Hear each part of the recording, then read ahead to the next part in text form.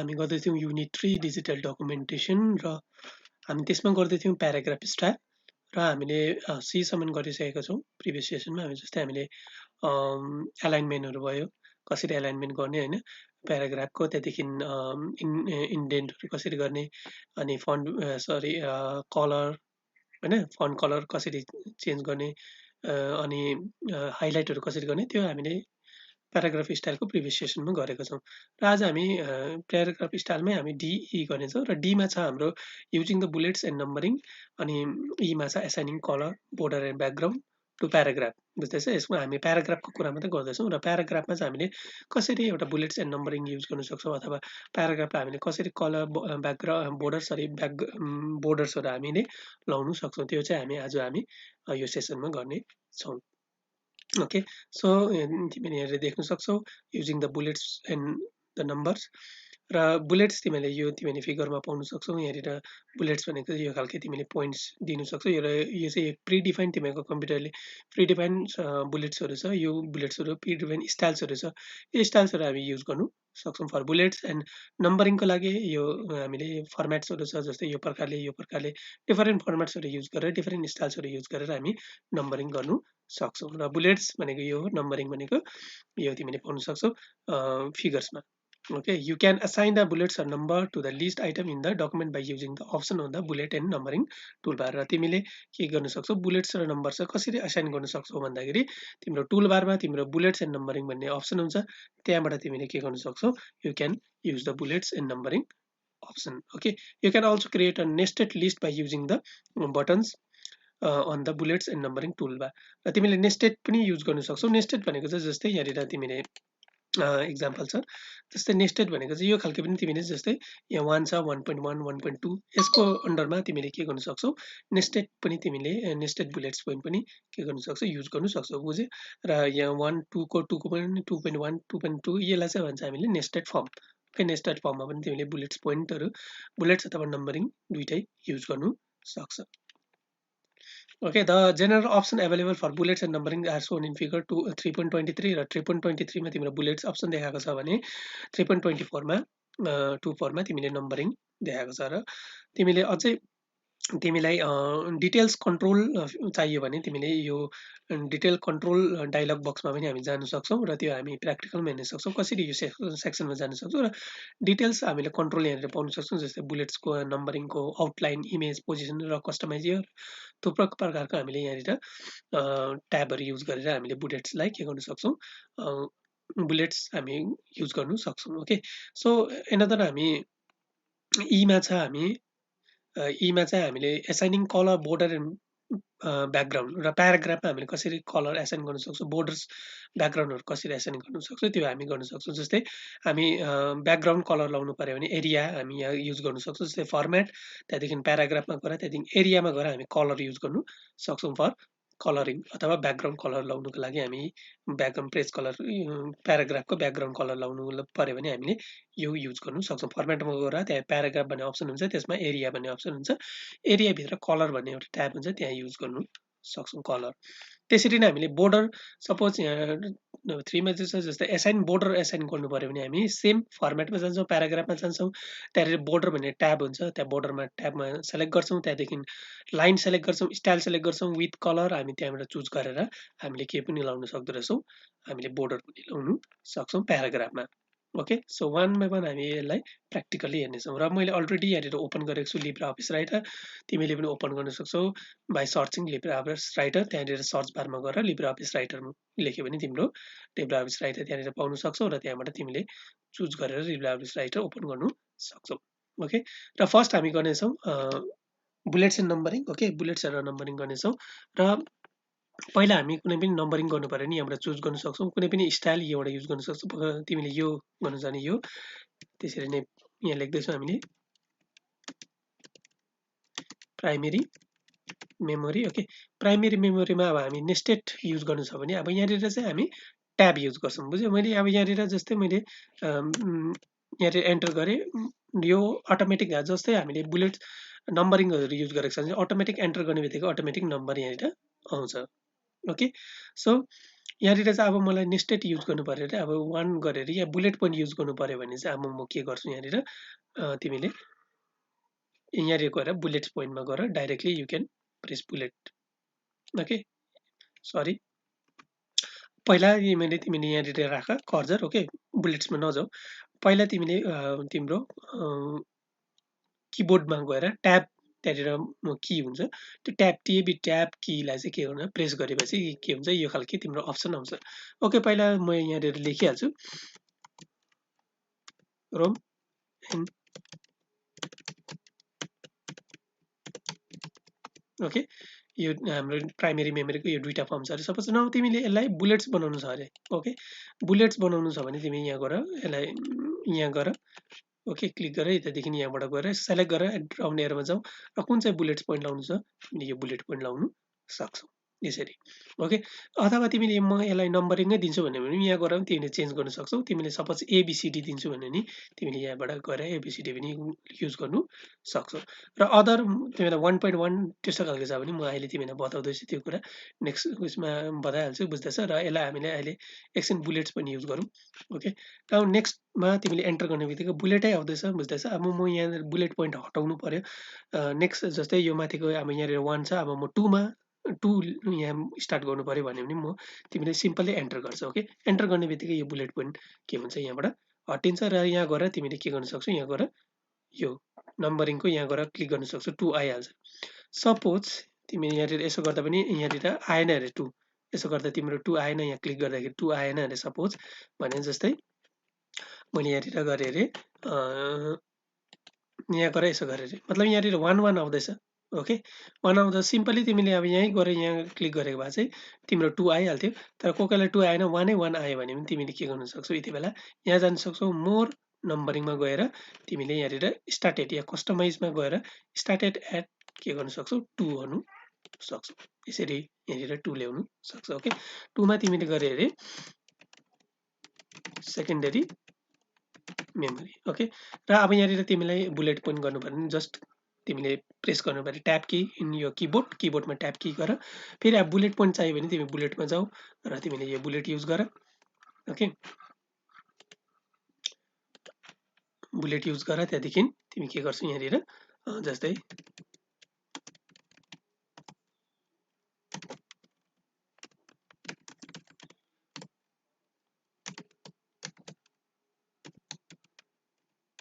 Now यो हामीले यो प्रकारले के गर्न सक्दो रहेछौँ नम्बरिङ एन्ड बुलेट्स युज गर्नु सक्छौँ ओके नाउ तिमीलाई अब 1.1 अघिको जस्तो चाहियो भने तिमी के गर्न सक्छौ सिम्पली यहाँनिर जान्छौ अब तिमीलाई 1.1 चाहियो भने जस्ट यहाँ गएर मोर नम्बरिङमा जान सक्छौ मोर नम्बरिङमा तिमीले अघि भनिहाले यो डायलग बक्स अघि हामीले देखेको थियौँ यो more option more control area यहाँनिर पाउन सक्छौ यहाँनिर तिमीले बुलेट्सको अप्सनहरू पाउन सक्छौ रिमुभ गर्नु छ भने अथवा नम्बरिङको अप्सन पाउन सक्छौ यहाँबाट ओके आउटलाइन्सहरू पाउन सक्छौ यहीँ आउटलाइनमा तिमीले यो नेस्टेड युज गर्नु सक्छौ ओके तिमीले पाउन सक्यौ यहाँनिर 1.1 1.2 यहाँ पनि तिमीले गएर के गर्न सक्छौ अप्सनमा गएर आउटलाइनमा गएर के गर्न सक्यो यो अब यहाँनिर आयो 2.1 2.3 2.2 2.3 यो खालकै तिमीले यहाँबाट सेटिङ गर्नु सक्छौ ओके बुलेट यो प्रकारले तिमीले चेन्जेस गर्नु सक्छौ र आउटलाइनमा तिम्रो अरू पनि छ थुप्रो पोइन्ट यो खालके सबै तिमीले युज गर्नु सक्छौ यहाँनिर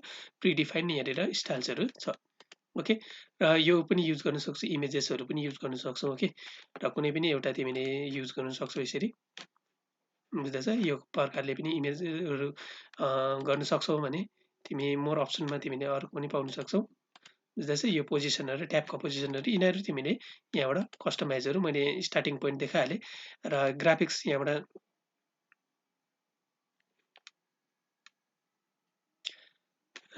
चुज गर्न सक्छौ यहाँ पिक्चर भएर यो आउँदैछ बुझ्दैछ यहाँ सपोज यहाँबाट गएर यहाँ गयो अरे मोर नम्बरिङमा र कस्टमाइजमा तिम्रो 1 अब स्टार्टिङ एट 1 ओके त्यहाँदेखि यहाँनिर क्यारेक्टर स्टाइल्सहरू पनि तिमीले युज गर्न सक्छौ यहाँबाट ओके यिनीहरू भयो तिम्रो बुलेट्स पोइन्ट कसरी युज गर्ने बुलेट्स पोइन्ट अथवा नेस्टेड बुलेटहरू हामीले कसरी युज गर्नु सक्छौँ ओके यो भयो बुलेट्स पोइन्ट अब नेक्स्ट हामी गर्दैछौँ जस्तै एसाइनिङ कलर टु प्याराग्राफ ओके र म पुरानै मेरो डकुमेन्ट खोल्दैछु यहाँनिर ओके यो भयो एउटा म यो अरु चाहिँ यहाँनिर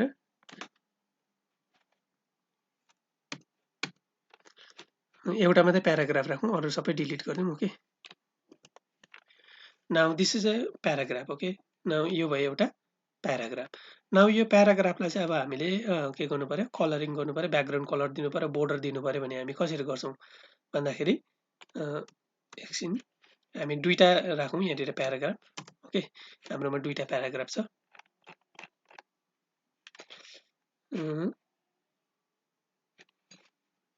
दुईटा प्याराग्राफदेखिको मुनि चाहिँ सबै डिलिट गर्यौँ, दुईटा प्याराग्राफ मात्रै राखौँ है। यो भयो हाम्रो एउटा प्याराग्राफ, दुईटा प्याराग्राफ, र दुईटा प्याराग्राफमा हामीलाई सपोज युज गर्नु पर्यो भने ओके, नाउ यहाँ हामी कहाँ जान्छौँ, फर्मेट अप्सनमा जान्छौँ, त्यहाँदेखि यहाँनिर प्याराग्राफ भन्ने अप्सन छ, प्याराग्राफमा जान्छौँ।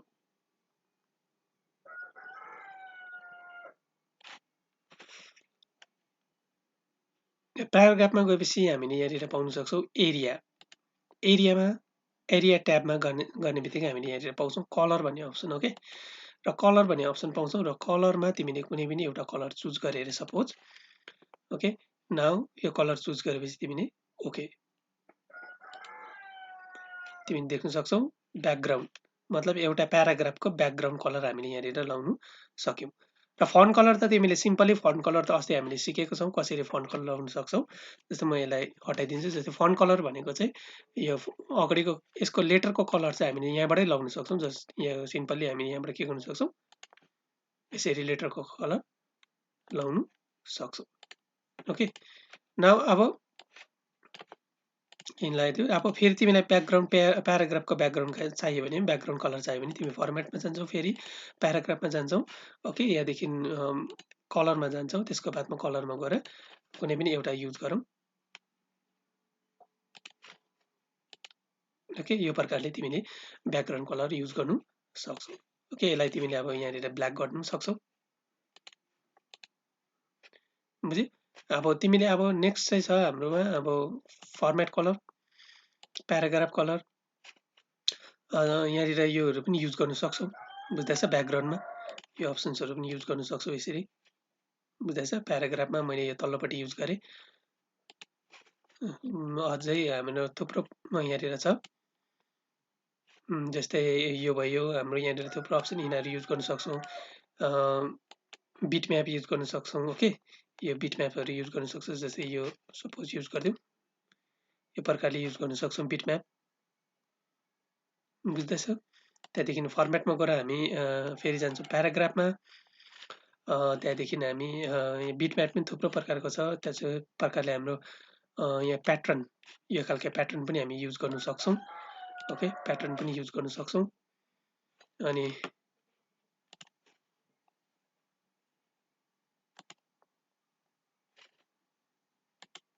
ह्याच, यो प्रकारका ह्याचहरू पनि युज गर्न सक्छौँ, र थुप्रो हामीले युज गर्न सक्छौँ ब्याकग्राउन्डमा। ओके, यो भयो। अब अनि नेक्स्ट हामी गर्नेछौँ अब प्याराग्राफमा बोर्डर लाउनु पऱ्यो भने हामी कहाँ जान्छौँ, फर्मेटमा जान्छौँ। ओके, फर्मेटमा गएर हामी जान्छौँ प्याराग्राफमा, प्याराग्राफमा गएर हामी जान्छौँ बोर्डरमा।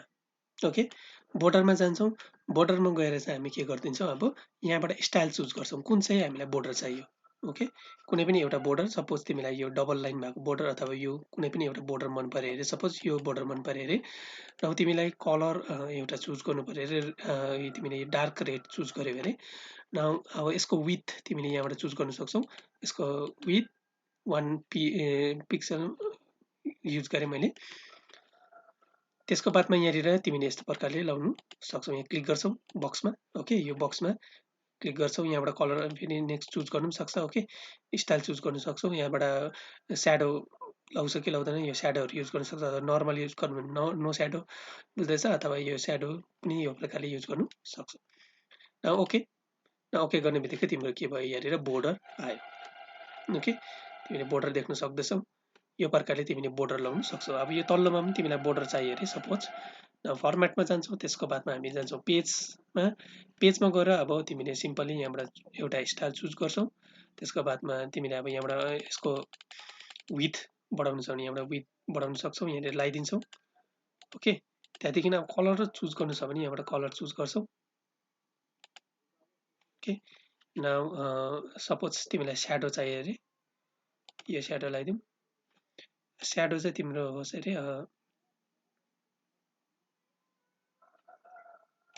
यो indigo sorry indigo already use रहेछ यो नै लगाइदिउँ ओके ब्रिक न तिमीले पाउन सक्छौ यहाँनिर यसको स्याडो तिमीले ब्रिकमा आयो र कलर आयो तिम्रो ब्लूमा इन्डिगोमा बुझ्दैछ र अब तिमीले अब यसलाई फेरि चेन्ज गर्नु छ भने यहाँ फर्मेटमा जानु सक्छौ फेरि प्याराग्राफमा जानु सक्छौ त्यहाँदेखि अब यहाँनिर युज गरेको छ हामीले ओके नाउ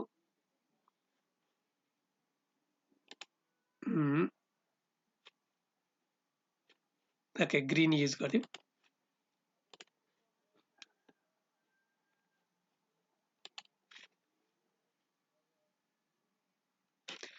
यसको विथ पनि अलिक बढाइदिउँ 4 बनाइदिएको छु ओके अब तिमीले यहाँ देख्न सक्छौ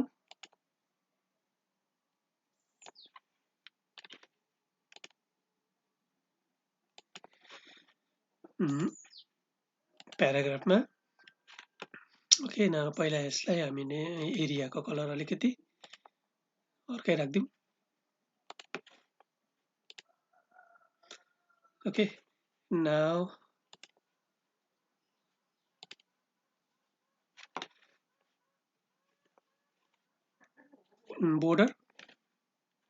बोर्डरमा गएर you can choose any this one एउटा चुज गरिदिउँ ओके यसको चाहिँ हामी लगाइदिउँ ग्रिन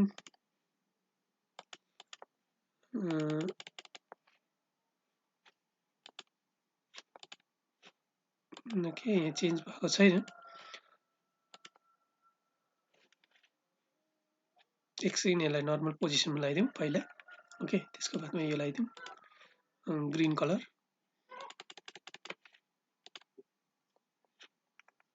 र अब यो के कारणवश यो अब चेन्ज भएको छैन ओके तर पनि हामी यो माथिल्लोमा ट्राई गरौँ एकपल्ट